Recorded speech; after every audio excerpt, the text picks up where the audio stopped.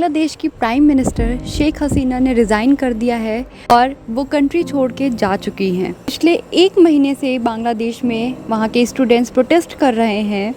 ये protest quota system के against में हो रहा है। बांग्लादेश में जो कोटा सिस्टम है वो कास्ट के बेसिस पे नहीं है।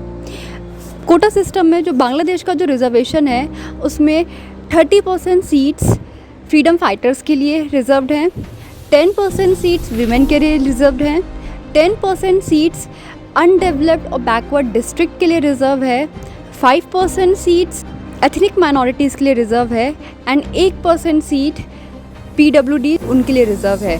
तो टोटल 56% रिजर्वेशन प्रोवाइड किया गया है गवर्नमेंट जॉब में, जिसका मतलब है कि जो मेरिट के बेसिस पे जॉब मिलेगी वो केवल 44% है। तो ये फ्रीडम फाइटर्स को 30% सीट्स क्यों मिली है, इसके लिए थोड़ा सा हम बांग्लादेश की हिस्ट्री देखते हैं। 1971 में जब बांग्लादेश आज़ाद हुआ था तो जो फ्रीडम फाइटर्स ने बांग्लादेश को आज़ादी दिलाने में योगदान दिया था, उनकी फैमिली को गवर्नमेंट जॉब में बेनिफिट प्रोवाइड करने के लिए ये कोटा सिस्टम लेकर आया गया था, जिसके लिए 30% सीट्स रिज़र्व कर दी गई थी। 1997 में रिज़र्वेशन को एक्सटेंड किया जाता है उनके बच्चों के लिए।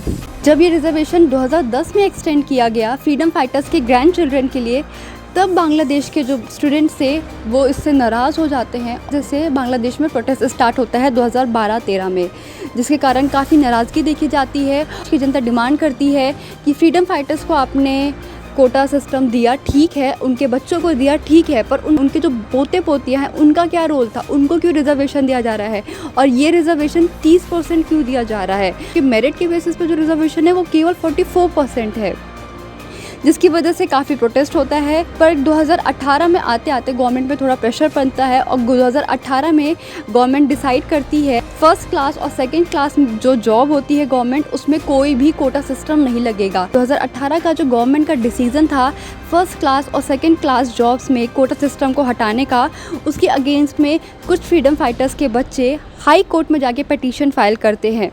5 जून 2024 को हाई कोर्ट पिटीशन को सही ठहराते हुए गवर्नमेंट के डिसीज़न को इल्लीगल बताती है और बोलती है कि वापस से कोटा सिस्टम को रीइंट्रोड्यूस किया जाए। हाई कोर्ट के इस डिसीज़न से स्टूडेंट्स नाराज़ हो जाते हैं, क्योंकि उनका ये मानना था कि कॉन्स्टिट्यूशन में कहीं पे भी कोटा के बारे में बात नहीं की गई है, ये इल्लीगल है और ये अनकॉन्स्टिट्यूशनल है। और जो डिसाइड करना है कोटा कौन डिसाइड करेगा, कौन फ्रीडम फाइटर है, कौन फ्रीडम फाइटर के बच्चे हैं, पोते हैं, ये डिसाइड करने की जो अथॉरिटी है वो सरकार की है। और इससे सरकार मिसयूज़ करके अपने पार्टी के लोगों को एक अनड्यू बेनिफिट प्रोवाइड कर रही है, जिसके कारण लोग इस कोटा सिस्टम के अगेंस्ट में प्रोटेस्ट करते हैं। प्रोटेस्ट थोड़ा ज़्यादा बढ़ने लगता है तो सुप्रीम कोर्ट हाई कोर्ट के डिसीज़न को होल्ड पे कर देती है, पर जिससे कुछ खास असर प्रोटेस्ट में देखने को नहीं मिलता है।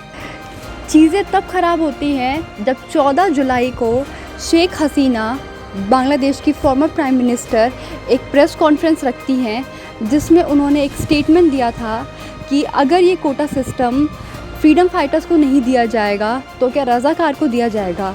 इससे ये प्रोटेस्ट और ज़्यादा वर्स हो जाता है इस स्टेटमेंट के बाद, क्योंकि प्रोटेस्टर्स का मानना था कि अगर वो प्रोटेस्ट नहीं करेंगे तो कौन करेगा। ये रज़ाकार क्यों बोला गया? वॉर के टाइम पे रज़ाकार वो लोग थे जिन्होंने पाकिस्तान को सपोर्ट किया था। उस टाइम पे बांग्लादेश ईस्ट पाकिस्तान था और जो आज के टाइम पे पाकिस्तान है वो वेस्ट पाकिस्तान था।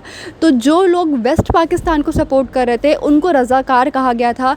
रज़ाकार वेस्ट पाकिस्तान के डिसीज़न को सपोर्ट कर रहे थे और ईस्ट पाकिस्तान के लोगों पे अत्याचार कर रहे थे, और उनको एंटी नेशनल भी बोला जाता है और ट्रेटर भी बोला जाता है, जिसकी वजह से शेख हसीना के इस स्टेटमेंट से लोग और ज़्यादा गुस्सा हो जाते हैं और प्रोटेस्ट और ज़्यादा वायलेंट हो जाता है और एक स्लोगन लोग गाते हुए प्रोटेस्ट करते हैं। एक ना आपको सुनने को मिलेगा उस प्रोटेस्ट में, तुई के आमी के रज़ाकार रज़ाकार, जिसका मतलब है तुम कौन मैं कौन, रज़ाकार रज़ाकार। उनका मानना है कि अगर हम किसी गलत डिसीज़न के अगेंस्ट में आवाज़ उठा रहे हैं तो वह सरकार हमको रज़ाकार कहला रही है, सरकार हमको एंटी नेशनल डिक्लेयर कर रही है। इसके रिस्पॉन्स में गवर्नमेंट प्रोटेस्ट को ऑप्रेस करने के लिए गवर्नमेंट ने टीयर गैस का यूज़ किया, आर्मी थी उसको इंक्रीज़ कर दी, रबर बुलेट का यूज़ किया और एक वायलेंटली ऑपरेशन करने की कोशिश की, जिसके कारण 100 से भी ज़्यादा स्टूडेंट्स मारे जाते हैं। सिचुएशन और ख़राब हो जाती है, प्रोटेस्ट नहीं रुकता है। जब प्रोटेस्ट और वर्सन हो जाता है तो गवर्नमेंट ऑर्डर देती है शूट ऑन साइड। अब तक 300 से ज़्यादा लोग मारे जा चुके हैं। ढाका एक वॉर जोन में चेंज हो गया है। सुप्रीम कोर्ट ने हाई कोर्ट के ऑर्डर को पूरी तरह से कैंसिल कर दिया। प्रोटेस्टर्स की दूसरी डिमांड थी कि शेख हसीना माफ़ी मांगे। जो शेख हसीना वायलेंस यूज़ किया है प्रोटेस्ट को रोकने के लिए, शेख हसीना को माफ़ी मांगनी चाहिए। उन्होंने ये भी डिमांड करी जो कॉलेजेस यूनिवर्सिटीज़ बंद करवा दिए गए थे उसको वापस से खोल दिया जाए, रीओपन करने की डिमांड करी। और उनकी ये डिमांड भी थी कि जो इंटरनेट कनेक्टिविटी को सस्पेंड किया गया था वापस से उसको रिस्टोर कर दिया जाए। एंड जिन जिन प्रोटेस्टर्स को आप लोगों ने इलीगली बंद करा है, जेल में डाला है, उनको रिलीज़ कर दिया जाए।